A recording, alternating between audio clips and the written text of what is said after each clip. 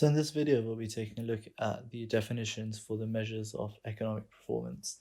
So this is the start of year one macroeconomics. So in this video, let's just start going through the list, and it's just the usual stuff. We'll go through the different definitions and explain what each of them mean.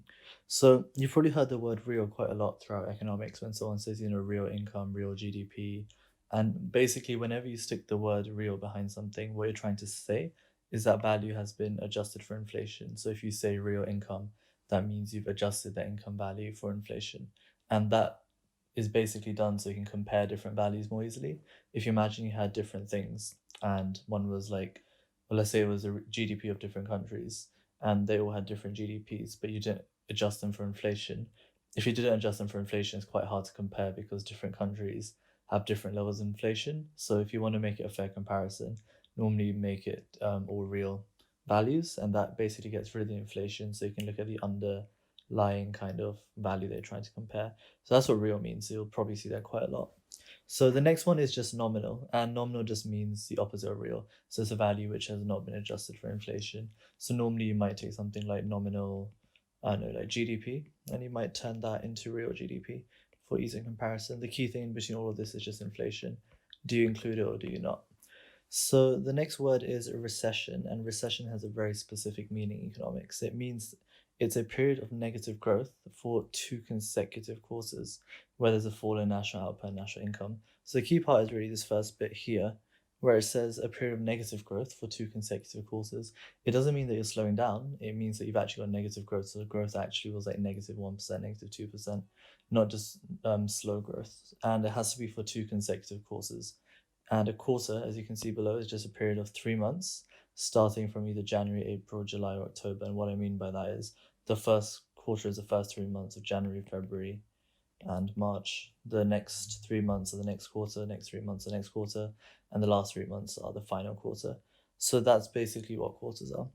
Next, we've got standard of living. So standard of living is a tangible measure of a tangible measure of standard of living, which looks at factors like wealth, comfort, material goods, and necessities that people have. And this includes stuff like income, GDP, life expectancy, and economic opportunities. So standard of living really is just kind of what it says in the actual, word itself. It's the standard of your living, in the sense that, how long can I expect to live in this country? If what's my life expectancy? Do I have more chance of getting a job in this country? How likely am I have to have a high income, or what's the GDP of my country, or how much access to healthcare might I have? Do I have high taxes? And there's a million of different things that you could say about standard of living. So all of those kind of come into it. But the idea are those are tangible measures, so they're things you can actually directly measure. So I can't really measure happiness as such, but I can measure income, for example, and that's what standard of living is about.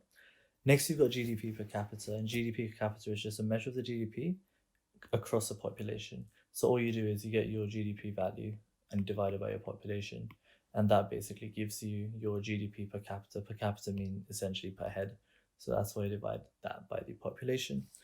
Next, we've got quality of life. So quality of life is a much more subjective term compared to your standard of living that we had. And the way we said that standard of living did not compare like happiness and stuff like that, the quality of life kind of takes that into it a bit more. So it takes into factors like happiness and satisfaction. But the problem with this one is it's quite hard to quantify. You can't really measure happiness, and happiness is quite subjective. One person might be happy making 20K a year, whereas for someone else it might not be good enough. So measuring quality of life is a more difficult thing, but I think quality of life is the one that is what most people care about. So normally you take a look at standard of living and quality of life together.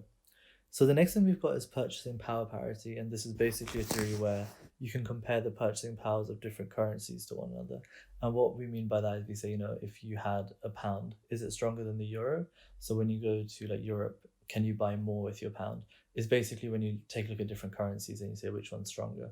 Sometimes you might go to a country and say, oh wow, like back in the day, you might say something like the pound was worth €2. So now if you go to euros, to anywhere which uses euros with your pound, you can actually buy quite a lot of stuff. Whereas if you come to the UK with your euros, then 2 of your euros is worth £1, so things might seem more expensive. So that's basically what purchasing power parity is. Next, we've got gross national income, and this is the income received by a country both domestically which is your gross domestic product, and the net income from overseas. So basically, gross national income is just adding up all the money you make from overseas and also all the money you make domestically.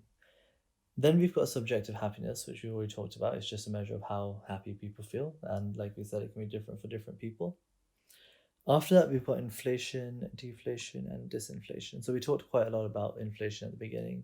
So inflation itself is just a sustained rise in the general price level. It's just the idea of how things get more expensive over time.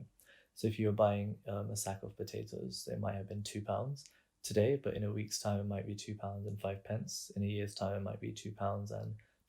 So it's just the idea that generally over time, things increase in price. Then we've got deflation, which is just the opposite. It's basically a fall in the general level of prices. So where inflation went up in prices, deflation is just prices are going down over time.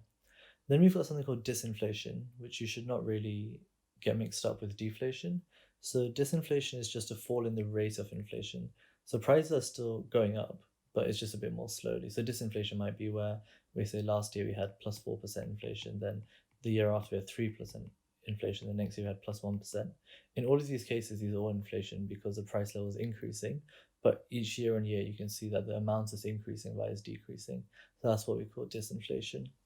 And then we've got something called the Consumer Price Index. So this is basically a measure of inflation which is used for inflation targets in the UK. So when you hear about, the UK's inflation rate is like 2% or 1.5% or whatever it becomes, this is usually the Consumer Price Index which you're being quoted. And the key thing about this is that it does not include housing costs such as mortgage, interest repayments, or rent. So basically what they have is a set of goods, and they track like a basket of maybe like 200 goods, and they look at how the prices change. And depending on the overall change in that basket of goods, they'll say this is the change of inflation. So in year one, you might look at like potatoes, you might look at tomatoes, you might look at, I don't know, salads, you might look at cars or something like that, just a general basket of goods. And then next year, you'll look at, okay, how much of each of these goods increased or decreased in price. So if this before cost like, let's say £100, and now this suddenly cost £105 the next month, you'll say inflation is basically increased by 5%. So that's the idea. And then we've got something called retail price index, which is basically the same as CPI, except it now also includes like the costs such as mortgage repayments and rent and stuff like that. So because the problem is that house prices are quite a big proportion of a cost. Like you imagine my basket of goods had like, I don't know, the tomatoes, the potatoes, and all the small things I talked about, and then it had like a house. The house is worth way more than almost everything else in that basket of goods, which is why CPI doesn't include it, but RPI does. So that's just the difference between the two of them. It basically is to do with one of them including mortgage, interest repayments, and like housing costs and stuff like that.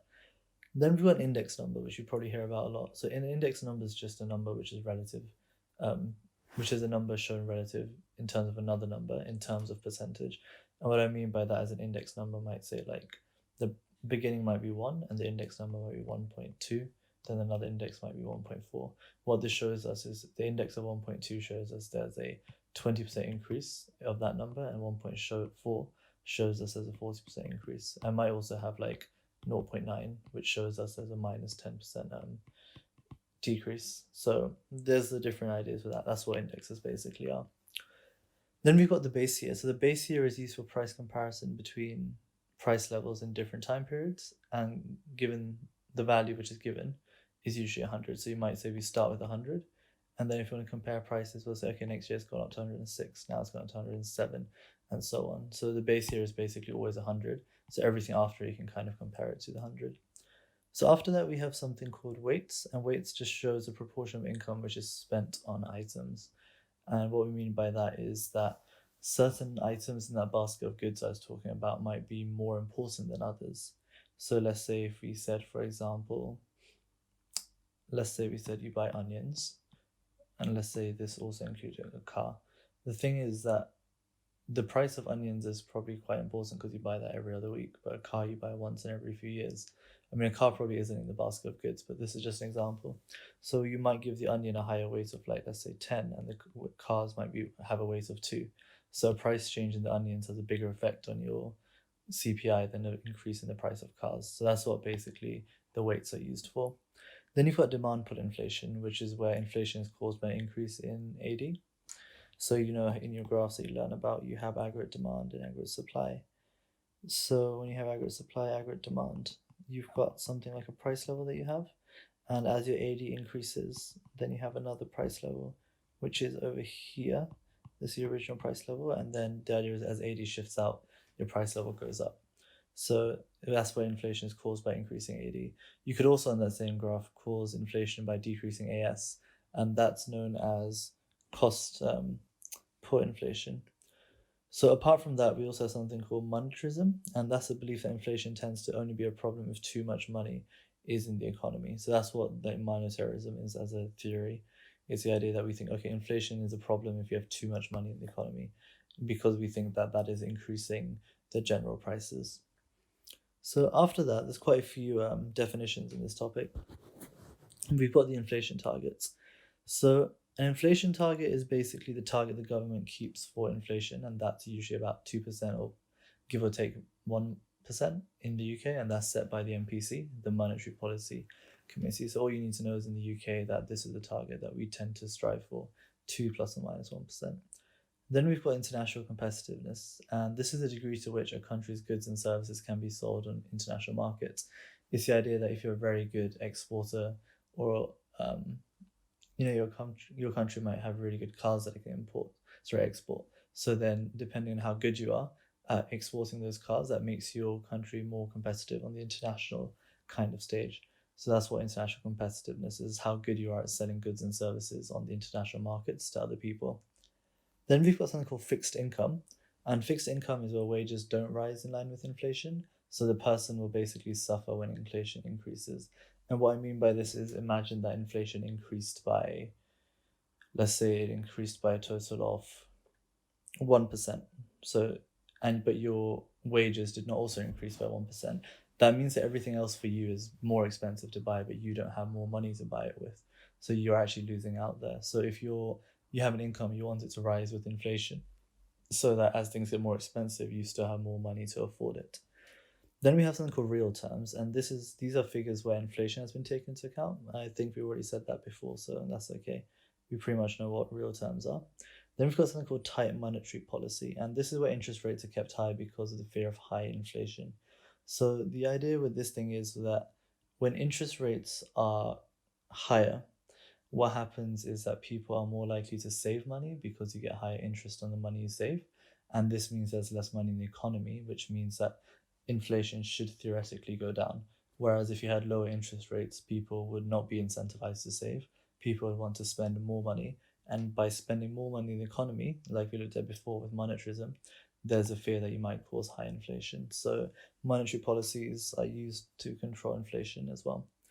Also, there's a word known as economically active, and this means people are basically either at work or willing to work, and this is known as your workforce, and this also includes unemployed people. So if you're an economically active person, these are people at work, or they might not be at work, but they're willing to work. So even unemployed people are willing to work, it's just they can't find jobs, and all these people are considered economically active.